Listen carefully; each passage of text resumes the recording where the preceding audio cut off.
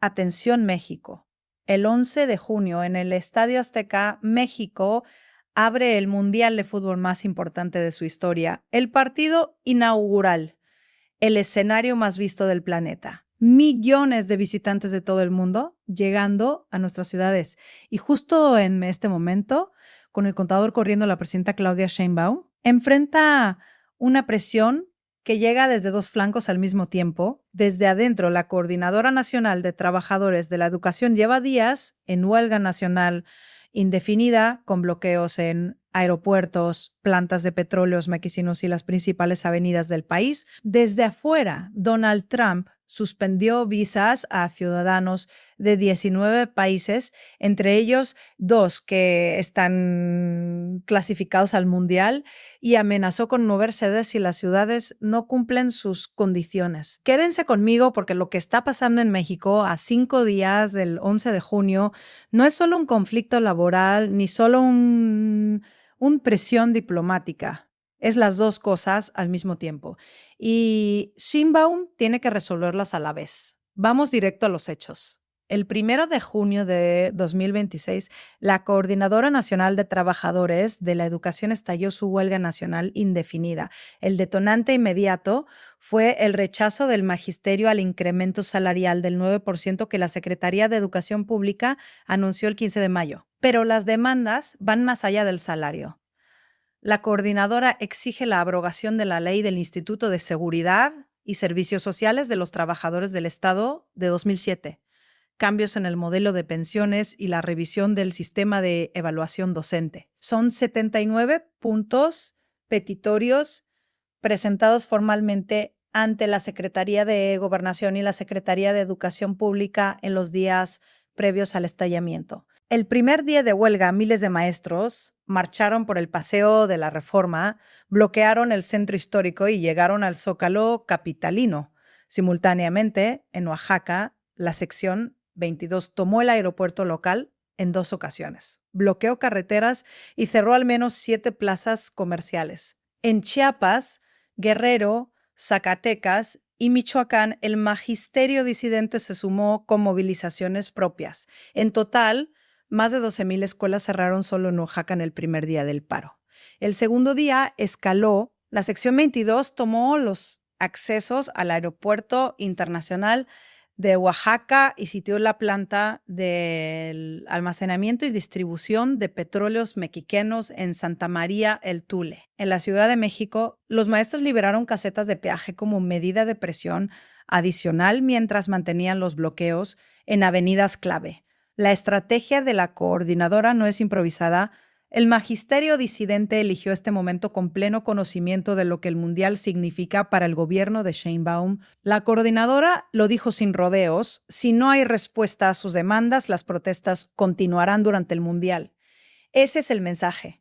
Y en términos de negociación, es el más poderoso que pueden lanzar. Ahora bien, la presión interna no es el único problema que Sheinbaum tiene que manejar esta semana. Porque mientras los maestros bloquean calles en México, Donald Trump está complicando el Mundial desde Washington de una manera completamente diferente. Trump suspendió la emisión de visas para ciudadanos de 19 países, entre ellos Irán y Haití, 2 selecciones clasificadas al Mundial 2026. Irán anunció que boicoteó el sorteo celebrado el 5 de junio en Washington, precisamente porque Estados Unidos se negó a expedir visas a miembros de su delegación. Además, Trump amenazó con mover partidos de ciudades como Seattle y San Francisco si las considera inseguras, argumentando que tiene la autoridad para hacerlo. La Federación Internacional de Fútbol Asociación respondió con claridad: este es nuestro torneo, la federación toma esas decisiones, no la Casa Blanca, pero la amenaza quedó en el aire. Y hay un dato de hoy mismo que no puede ignorarse.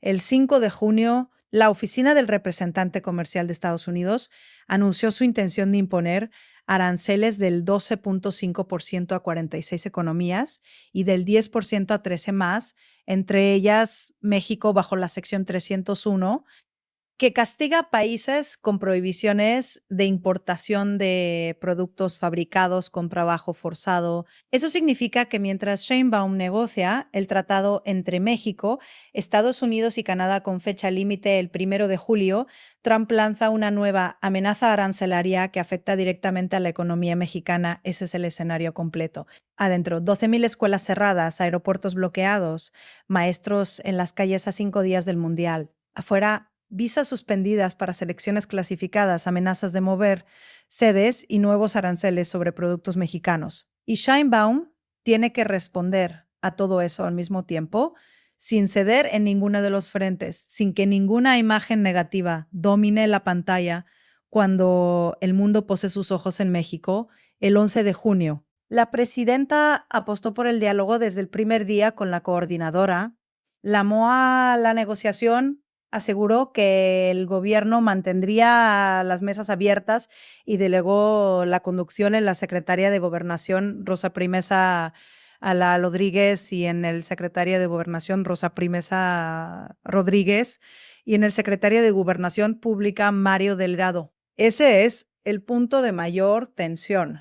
La coordinadora exige que sea la propia presidenta quien se siente a negociar directamente. Sheinbaum lo ha descartado formalmente. Frente a Trump, la postura de Sheinbaum ha sido igualmente firme.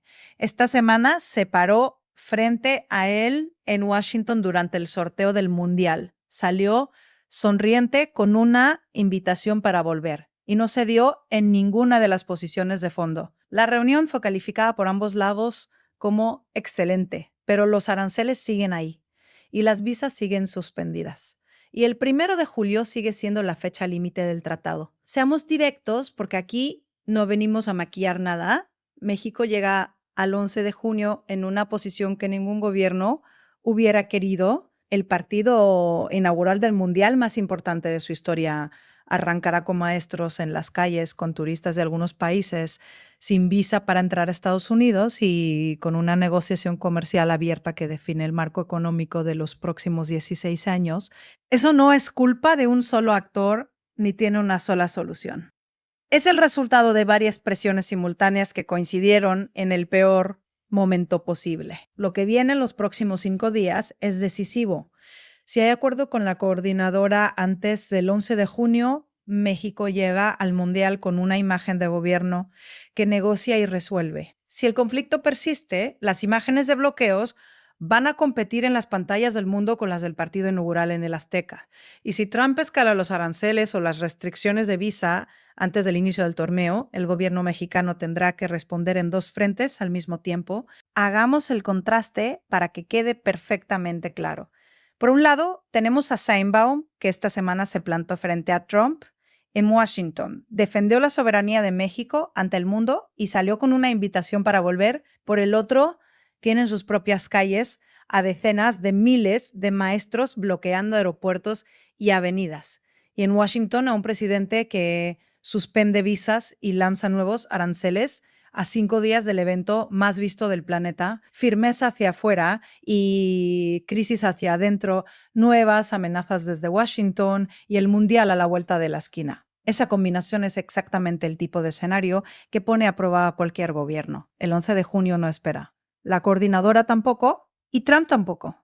Vamos a seguir de cerca cada paso de esta negociación porque lo que ocurra antes del 11 de junio va a definir no solo el inicio del Mundial, sino también el margen de maniobra del gobierno de Sheinbaum para todo lo que viene después. Seguiremos informando.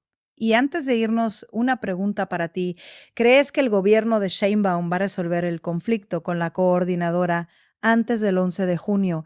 ¿O el Mundial arrancará con protestas en las calles? Déjanos tu respuesta en los comentarios. Si este análisis te aportó claridad, dale like, suscríbete al canal y activa la campana. Y hay un elemento más que conviene no perder de vista. La Coordinadora Nacional de Trabajadores de la Educación tiene décadas de experiencia en el uso estratégico de la presión pública. Cuando elige este momento para estallar una huelga nacional indefinida, lo hace sabiendo exactamente lo que el Mundial significa para el gobierno de Sheinbaum y para la imagen de México ante el mundo. Eso no significa que sus demandas no sean legítimas. La abrogación de la ley del Instituto de Seguridad y Servicios Sociales de los Trabajadores del Estado de 2007 lleva casi 20 años siendo una demanda del magisterio disidente. El incremento del 9% está por debajo de lo que la coordinadora considera